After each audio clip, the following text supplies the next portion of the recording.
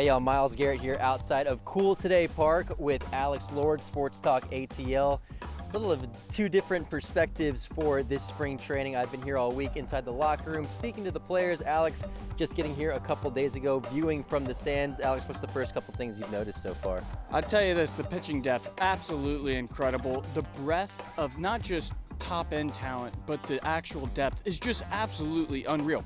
It's an embarrassment of riches, and it starts all at the top. Spencer Strider, the ace of this staff. I noticed a little bit yesterday that he's toying around. I know you've probably seen it on social media and stuff. He's toying around with the shapes of his sliders. Can you tell us a little bit about that? Yeah, he talked about it yesterday. Yesterday being the first live action batting practice that we've seen so far during this spring training. Today being the first full day of full squad workouts, not that the whole team is here, but Spencer Strider, it was kind of a best on best situation. He was going up against Matt Olson and Austin Riley for live batting practice, getting to really see best on best, full strength from each one. And you said it, he kind of talked about it, how he's sort of working on that curveball to add to his rotation. That's already pretty deadly. Obviously we know what his fastball can do, but we did talk to Brian Sitker after practice yesterday, and he gave us sort of a insight of sorts on what Spencer's looking to add to his arsenal. It's good. It's really good. I mean, it's a really good arm. All he needs is experience. Sorry, go ahead. No, I just say he's going to have a very nice career because like I say, he's got a good assortment and a strong arm, and I know the kid's sharp, and he just needs experience. Yeah, it's absolutely filthy. I mean, the guy's just nutty. And what's so special about Spencer Strider isn't only the physical talent, which is immense. I mean, he's pumping triple digits. His slider's got just about more run than any pitch in the majors. It's the mental side of the game where he's just, taking this time in spring training to kind of toy with his stuff, seeing what looks good, what doesn't. Obviously, he's got that changeup that he uses. He just sprinkles in. He doesn't use it a ton. Obviously, he's the fastball slider guy. But just imagine a world where Spencer Strider, the most talented pitcher in terms of stuff that baseball has right now, adds a third pitch to his arsenal. It's blowing my mind right now, and watching, as you said, Matt Olson and Austin Riley struggle to see it. That just tells you, Matt Olson, home run king, Austin Riley, perennial MVP contender, having trouble with Spencer Strider. I mean, the possibilities are endless, but even past the aces of the staff, everybody is talking about the kid out of Florida, first round pick, Hurston Waldrop, everybody, the veterans, the coaches, the media. I mean, talk to me a little bit about that, Miles, and what this guy, he might not make the opening day roster because of all this competition, but the potential is through the roof. Yeah, you said it. Basically every single person we asked inside that Braves locker room, hey, who is a guy that we should be paying attention to this year? All of them, like you said, almost unanimously have said Hurston Waldrop. AJ Smith-Shawver, another name, obviously, and he's kind of a good comparison for Hurston Waldrop right now. He's kind of in the same situation that AJ was last year, being that young guy, probably not going to make the team right out of camp, but will find a way to make the roster or pitch a few innings at some point during the season. Look, Hurston Waldrop, as you said, the first round pick, he's already had a meteoric rise throughout the minor league system, finished last year in AAA, which is basically unheard of for guys of his age, but it's not something uncommon that you've seen with the Braves. Alex Anthopoulos obviously trusts his guys to get up into the majors very quickly. We've seen that with just about all their stars now at this point. But yeah, Hurston Waldrop, we asked Charlie Morton, he said him, AJ Minter, Max Fried, all these guys are saying Hurston Waldrop is a guy to watch this season, and his stuff really is filthy, Alex. We saw him yesterday in a bullpen session. Every single person on the team was there watching him. Brian Sitker was there watching, all the catchers. The whole team was gathered around just to watch Hurston Waldrop and see what his stuff can bring. And yeah, I wouldn't be surprised to see him get a few major league innings by at least the All-Star break. Yeah, I would be shocked if he didn't make his MLB debut this season. I mean, he's got that fastball that runs up to the 90s.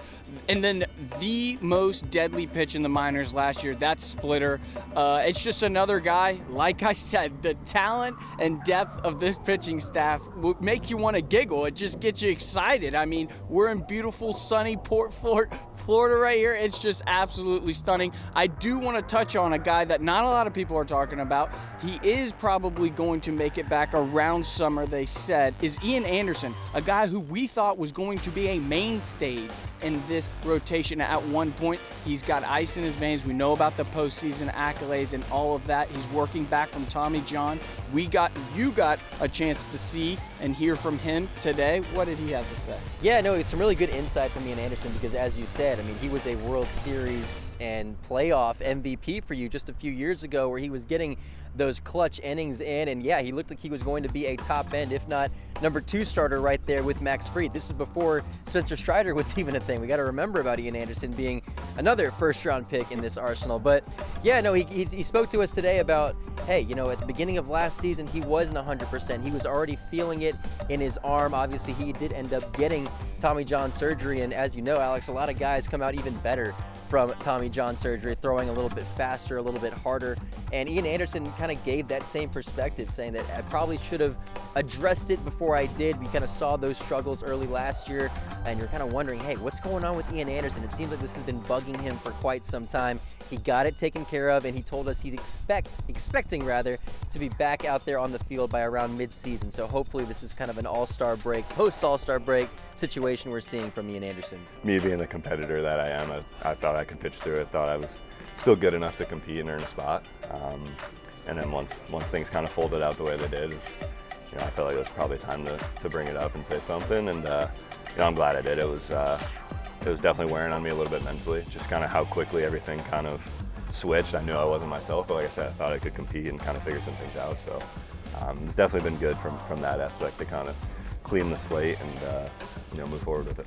As Braves fans know, I mean, injuries are inevitable, especially with the pitch clock. There's a direct correlation with more pitching injuries and the pitch clock. So having 10, 11 guys who are going to make starts is critical. I mean, you just saw it last year. It was basically Spencer Strider, Charlie Morton, and lo and behold, Bryce Elder holding down the rotation while everybody was just rotating through those last 2 spots. Oh yeah, what about the NL All-Star that everybody is seemingly forgetting about as that 5th starter, and Bryce Elder? Like I said, and we didn't even mention another guy who's coming back expected to be healthy, Yanoa. I mean, I'm talking about the breadth of talent here, top end, depth. It's just absolutely breathtaking. You're seeing it all here at Braves spring training. It's absolutely awesome. I cannot wait for the season to come around and we see some of these guys live in action. Yeah, and you just mentioned a bunch of those pitchers. You got to think about guys like Reynaldo Lopez as well, another guy who could be competing for starter, may end up being in the bullpen. There's a lot of variety there, and obviously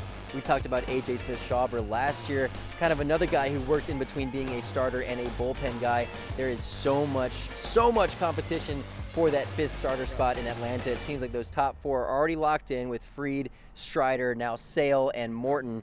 Is it going to be Bryce Elder? Is it going to be your all-star who kind of picks it up? Those guys are still very, very young, AJ and Bryce specifically, and who knows, maybe it is a guy like Hurston Waldrop as well. Alex Lord, Miles Garrett down here in Northport, Florida for Braves spring training. We're wrapping things up down here. We're going to have a lot more content coming your way via Sports Talk ATL or right here for Fox 5 Atlanta. Thanks, Miles.